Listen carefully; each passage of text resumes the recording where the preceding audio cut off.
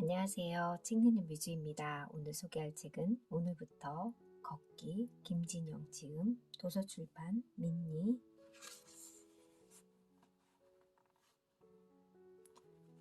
코로나 이후 더 건강하고 행복한 삶을 위해 이비인후과 의사이자 아이 넷을 키우는 다둥이 아빠인 나의 취미는 걷기와 책 읽기다.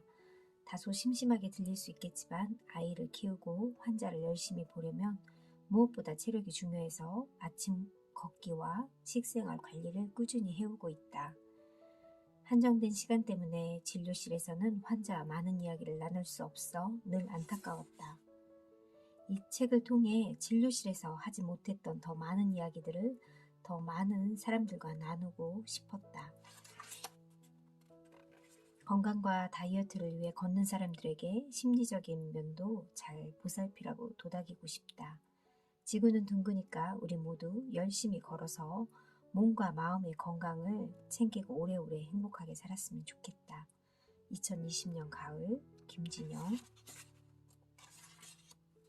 생활 속에서 걷기는 절대적으로 부족하다. 회사원의 하루 일과를 생각해보자. 출퇴근을 위해 자가용이 있는 주차장까지 잠깐 걷거나 대중교통을 이용한다면 버스 정류장 혹은 지하철까지 걷는다.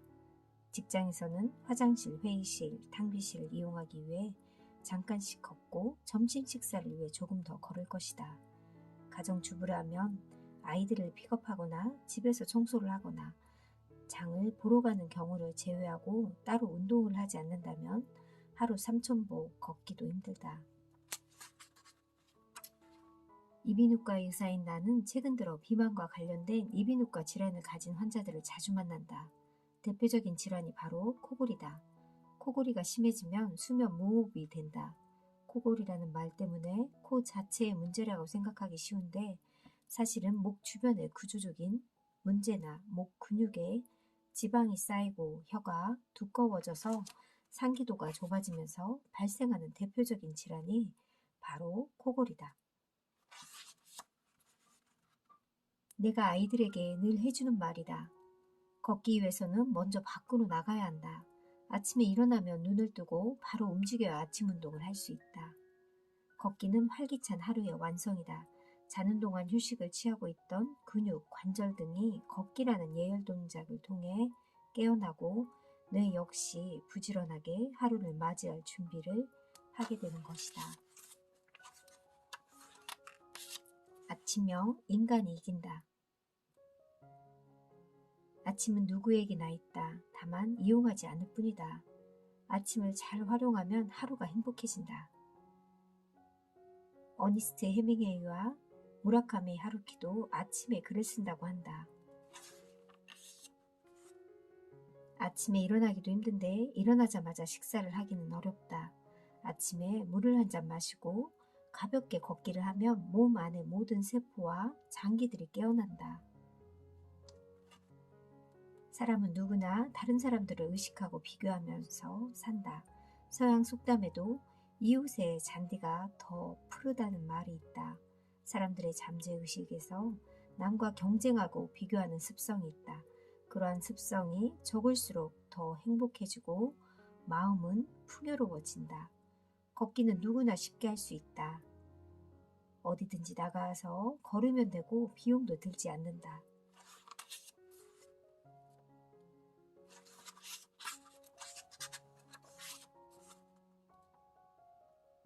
피부가 하얀 사람은 멜라닌 색소의 부족으로 자외선에 의한 손상이 일어나기 쉬운데 피부 노화나 피부암의 위험성도 그만큼 크다. 하얀 피부를 선호하는 경향은 예나 지금이나 별반 차이가 없지만 건강을 위해서는 어느 정도 햇빛을 쬐어서 구릿빛 피부를 유지하는 것이 좋다. 아침 식사를 중요하게 생각하는 탓에 아침을 가장 많이 먹고 점심은 간단하게 과일 등으로 해결한다. 저녁도 간단하게 먹으려고 노력하지만 외식을 하게 되면 이야기는 달라진다.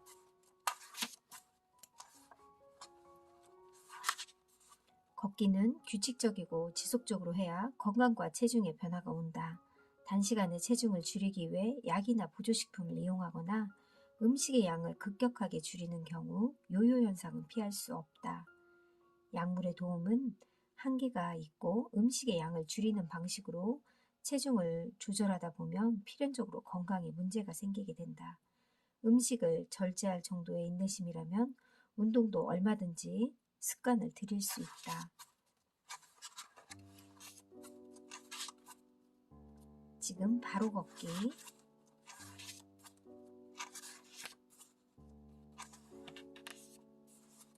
나의 경우 하루에 1에서 2만 보, 7에서 14km를 걷는 것을 목표로 삼고 있다. 자신과의 약속이지만 목표를 정하고 나면 의지가 생긴다. 내가 생각하는 걷기는 휴식과 마음의 안정이다. 되도록이면 아침에 일어나서 천천히 걸으면 좋다. 때로는 산이나 어느 특정 장소를 정해놓고 걷는 것도 좋다. 스트레스가 사라지는 걷기. 사람은 두 발로 걷는다. 걷는다는 것은 어느 정도의 스트레스를 이겨내는 일이다. 부부싸움을 하거나 누군가에 싸운 뒤 가볍게 산책을 하고 나면 기분이 한결 좋아지는 것을 느낀 적이 있을 것이다. 참을 인자가 3번이면 살인도 피한다고 하지 않던가. 수행하는 사람들을 보면 하루에도 몇십 킬로미터 걷거나 험한 산행을 하기도 하는데 목표를 달성하고 나면 성취감과 자신감을 되찾고 자연스레 근육과 심장, 폐 기능까지 좋아져 일을 하거나 공부를 하는데 필요한 체력까지 좋아진다. 스트레스를 많이 받는 사람들은 대체적으로 잠을 잘 못 잔다. 걷는 양이나 운동량도 적고 늘 입맛이 없다고 호소한다. 약간의 불안을 즐겨라. 불안의 내적 요인으로는 욕심이 있을 수 있다. 자신의 현실과는 달리 더 큰 부자가 되고 싶고 이상적인 사랑을 원하고 높은 지위를 탐하는 것이다. 나는 쇼핑한다, 고로 존재한다는 말처럼 우리는 소비를 하는 데서 행복을 얻는 경우가 많다. 누군가 좋은 차, 좋은 집을 마련했다고 하면 갑자기 그것들이 필요해지고 소비에 대한 욕구는 점점 커진다. 무엇보다 중요한 것은 자신의 불안이 왜 생기는 건지를 알고 그것을 해결하기 위해 노력하는 것이다. 스티브 잡스나 실리콘밸리의 창업자들은 명상을 즐겼다고 한다. 막상 시도해보면 명상은 생각보다 쉽지 않다. 나의 경우 명상을 하면서 불안을 잠재우는 가장 좋은 방법은 걷기라는 결론을 얻었다. 걷기는 그 자체로 기분 전환도 되고 숨을 들이쉬고 내쉬듯이 한 발자국 한 발자국 걷다 보면 자연스럽게 잡생각이 사라진다. 세로토닌을 만들어라. 스트레스와 관련된 호르몬은 코르티솔이고 불안과 관련된 호르몬은 세로토닌과 노르아드레날린 호르몬이다. 코르티솔 분비는 아침에 가장 잘 되고 저녁에는 적어진다.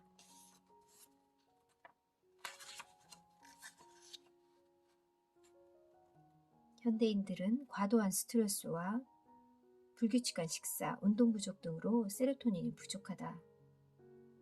세계적인 세로토닌 권위자 아리타 히데오 교수가 쓴 아침 5분 행복 습관을 보면 세로토닌 활성화를 위해 2500럭스 이상의 조도가 필요하다.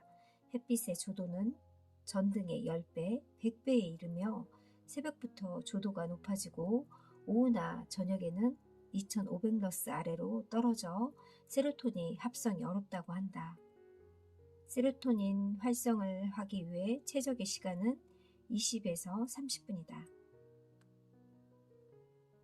아침에 햇빛을 쐬면서 걷는 것만큼 좋은 선택이 또 있을까? 아침에 만들어진 세로토닌은 저녁에 멜라토닌으로 바뀌기 때문에 수면의 질을 높일 수 있다. 아침 걷기로 기분 좋은 하루와 달콤한 잠을 보장받는 것이다.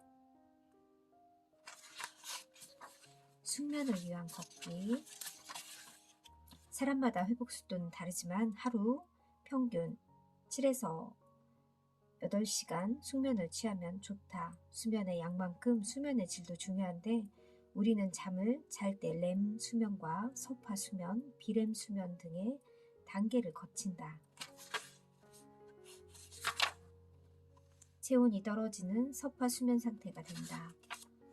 이때 성장 호르몬이 나오기 때문에 10시부터 2시 이때는 반드시 잠자리에 드는 게 좋다. 자신의 생체 리듬은 자기 자신이 가장 잘 안다. 걷기, 명상으로 시간을 지배하라. 마음 챙김은 자신의 숨소리를 느끼면서 순수한 마음을 바라본다고 생각하며 명상을 진행한다. 수많은 명상 센터와 강사들이 존재하듯 명상은 혼자서 오랜 시간 집중하기가 쉽지 않다. 하지만 걷기는 누구나 할 수 있다. 조금 불편하더라도 아는 길부터 조금씩 돌아서 천천히 걸어가 보는 건 어떨까? 걷기는 안정적인 투자만큼이나 지루하고 재미가 없다.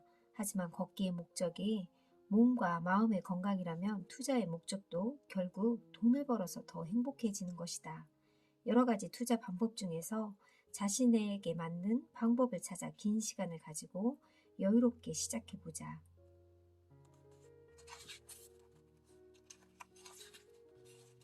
나의 경우 몸과 마음의 건강이 최우선이라고 생각한다. 우리는 건강을 잃기 전에는 건강이 당연한 것으로 생각하지만 하루에도 10만 번 규칙적으로 뛰는 심장은 얼마나 대견한가. 하루에 수만 번 산소를 받아들이는 폐는 또 어떠한가. 모든 것에 감사하는 마음은 마음의 그릇을 크게 만든다.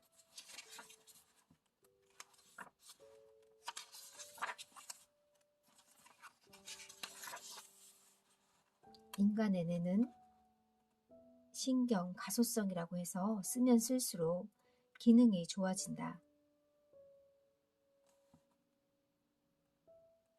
도파민 사랑보다는 옥시토신 사랑을.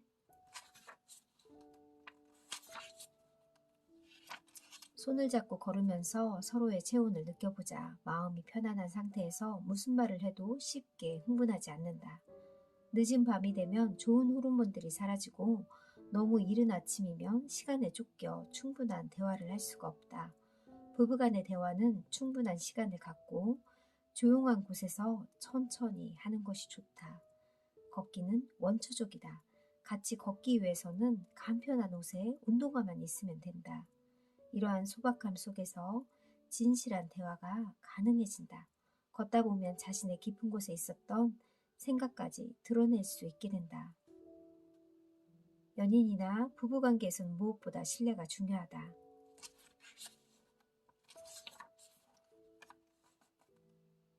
니체와 칸트처럼 걷기와 글쓰기를 꾸준히 하려면 규칙적인 습관이 필요하다. 나는 보통 5시면 일어나서 1시간 동안 글을 쓴다.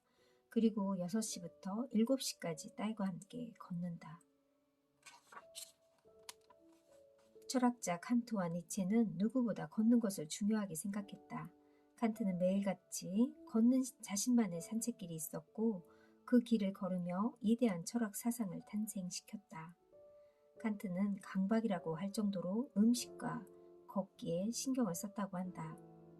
칸트가 강의를 하러 가는 시간과 산책하는 시간은 늘 일정해서 마을 사람들도 시간을 맞출 정도였다고 하니 아마도 칸트는 그렇게 규칙적으로 걸으면서 자신의 사상을 집대성한 순수 이성 비판을 구상했을 것이다.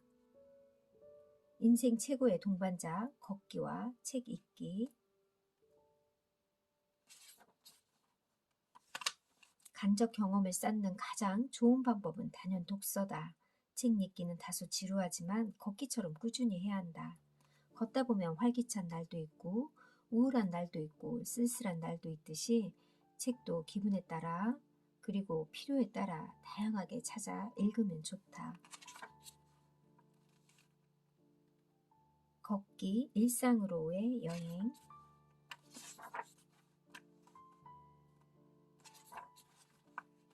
스트레스와 피로는 우리의 몸과 마음을 갉아먹는다. 바쁘게 사는 현대사회에서 누구나 자신의 하루 목표 또는 인생의 목표가 있겠지만 꼭 직선으로 초고속으로 갈 필요는 없다. 가끔은 천천히 걸으며 몸과 마음에 휴식을 주는 여유를 가져보자. 지루할 틈 없는 스스로에게 일부러라도 지루한 일을 찾아 즐길 수 있도록 시간을 주자. 죽음의 수용소에서 쓴 빅터 플랭클은 자신이 나치 수용소에서 살아남은 이유는 자신의 사상을 가르치고 싶다는 삶의 목적과 아내를 향한 사랑이 있었기 때문이라고 말한다. 수용소에서 삶의 의미를 찾는데 지루한 일상에서 삶의 의미란 찾기를 그보다 쉽지 않을까? 소박하게 먹고 적당히 자고 그리고 걷기. 게으름이랑 행동이 느리고 움직이거나 일하기 싫은 태도나 버릇을 말한다. 버틀런트 러셀은 그의 책 게으름에 대한 찬양에서 모든 사람이 하루에 4시간만 일을 해야 한다고 말한다. 우리는 늘 바쁘다는 핑계로 행복이나 즐거움도 뒤로 미룬다. 월든에서 헨리 데이비드 소로는 자급자족의 생활을 몸소 보여주었다. 직접 농사를 지어 먹고 매일 걷고 또 걸었다. 월드는 간디, 법정 스님 등 수많은 성인에게 영향을 준 명작이다. 소로는 월든에서 건강은 아침을 얼마나 사랑하느냐에 따라 달라진다고 말했다. 그는 자급자족하고 혼자서 살았지만 해가 뜨는 아침을 항상 기쁘게 맞이했다. 아침에 걸으면 하루가 더 길어진다. 게을러지는 이유는 선택지가 많기 때문인 경우가 대부분인데 특히 아침에는 잠을 더 자거나 누워서 스마트폰을 뒤적이거나 책을 읽거나 밀린 일을 하거나 생각해보면 할 수 있는 일들이 너무나 많다. 아침 걷기를 지속하다 보면 어느새 아침형 인간이 되었을 것이다. 아침에 10분에서 20분은 피곤한 저녁 시간보다 몇 배 더 강력한 힘을 가지고 있다. 독서든 공부든 하루 30분 정도만 투자해도 쌓이면 큰 성과를 만들어낼 것이다. 걷기에는 승패가 없다. 처음에는 지루하게 느껴지는 걷기도 반복하다 보면 오감을 자극하는 행복한 놀이가 된다. 지면에서 느껴지는 감촉과 시원한 바람, 새소리와 바람소리, 코를 스치는 다양한 나무 냄새, 그리고 누구보다 먼저 맞이하는 아침의 풍경. 걷기는 정말 늘 우리가 해야 될 일일 것 같고요. 특별한 시간이나 공간이 필요 없다고 하고 비용도 들지 않는 가장 좋은 운동이 바로 걷기인 것 같습니다. 여러분들도 요즘 봄날이고 너무 날씨가 좋잖아요. 걷는 하루하루 만들어 가시길 바랄게요. 감사합니다.